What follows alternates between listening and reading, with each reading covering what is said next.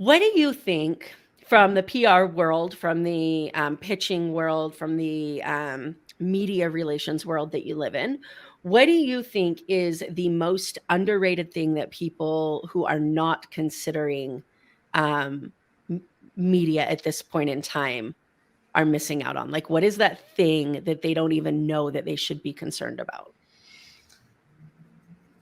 Everyone should have some type of media plan, because what happens is a snowball effect. First of all, every media interview, whether it's a podcast, whether it's a blog, whether it's getting on the news, creates proof of concept.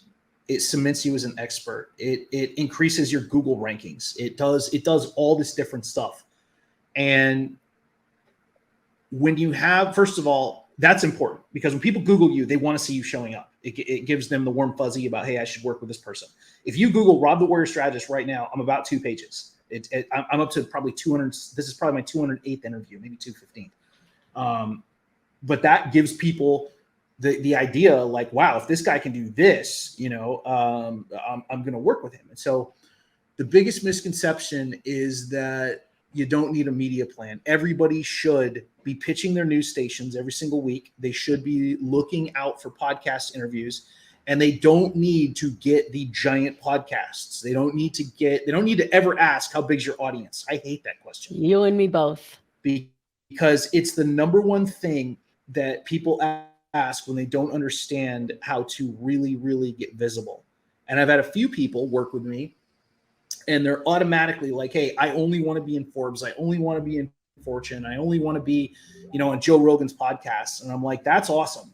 Have fun on that waiting list. It's going to be about 4 years. And if you don't have any other interviews before that, their booker is going to say hard no. Do it like I did. Slow and steady, consistent interviews all the time, and just work your way up the ladder slowly. Don't try and buy your way in overnight. The biggest thing is you should have a media plan, because it's going to lead to proof of concept. It's going to lead to exposure to new people. It might be that one person that sees it, loves it, and hires you instantly. You never know. You never know who's going to see you. And it also just kind of builds your foundation.